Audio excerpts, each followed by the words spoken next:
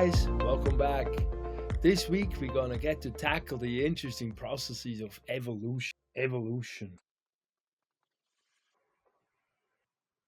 Doesn't it sometimes feel like the creatures that we observe out there in nature, they're the same from generation to generation? But that's not the case. It's an illusion. It's kind of like railroad tracks. You think they go endlessly because they're going past the horizon, but they also end at some point. Evolution is always in motion and is continuously shaping species and even giving rise to completely new ones at times. So, evolution is an ongoing process.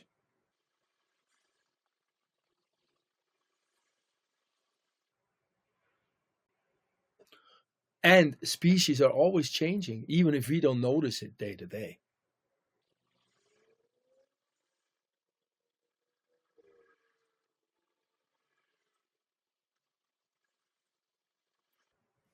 Evolution is how new species emerge. It's like the branches that come off a sturdy tree trunk.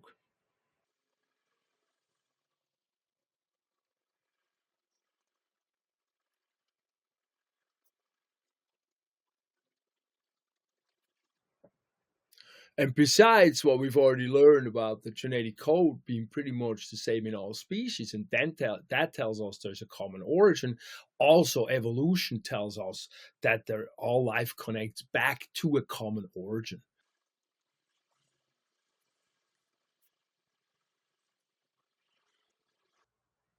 So evolution is really the unifying theory that helps scientists understand and see how everything fits together. And experiments keep confirming that theory over and over again. And it really gives us a template how we can evolve in an ever changing life form.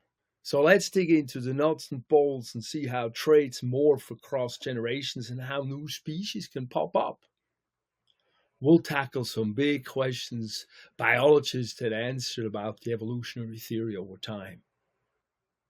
Think about evolution like it's a big remodeling job, and species gradually change over time to adapt to the changing environment. The theory of evolution is basically a blueprint that can show us how species can shift and adapt over time. People were debating if species change over time or not long before our grandfather evolution, Charles Darwin.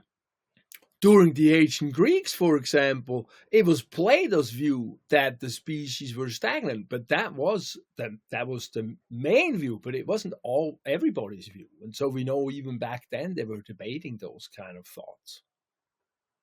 Fast forward then to the 18th century, and we had some scientists. We had George Louis Leclerc, we have Comte de Buffon, we have Darwin's grandpa. It's a lineage. We had Darwin's grandpa, Erasmus Darwin, and they are basically talking about, they had thoughts about species evolving, animals evolving over time.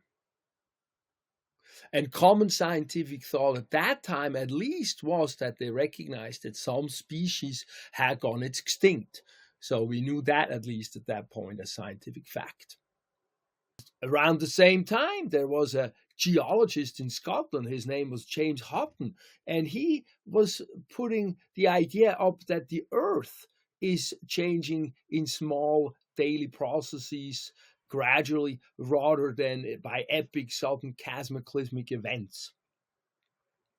And his ideas clashed with the then popular theories of giant disaster shaping the planet.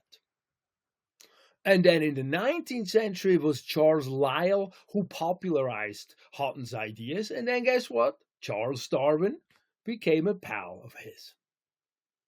And Lyell's idea that the Earth has been around longer than was popular at the time was an aha moment for Charles Darwin, because that gives more time for species to slowly, gradually change, as the Earth does as well. Then we got us another guy we should talk about, a Frenchman. His name is Jean-Baptiste Lamarck. Ooh, what a name. Lamarck wrote about a mechanism for evolution. It's called the inheritance of acquired characteristics. Oish. Inheritance of acquired characteristics. In plain speak, that means if an individual critter changes during a lifetime, like for example developing bigger muscles from constant climbing, it could pass those changes on to its offsprings. I know by now we know that's not quite the way it works, but for sure he paved the way for the future, for future evolutionary thinking with that. It's amazing how we can see how all these men created, or unfortunately back then it was mostly men, created the stepping stone to then for Darwin, and also Darwin, he's right over here, Mr. Darwin, but then also Alfred Russel Wallace, who is right here, who had did similar work during a very similar time, and they actually worked together or presented their collective works together ultimately.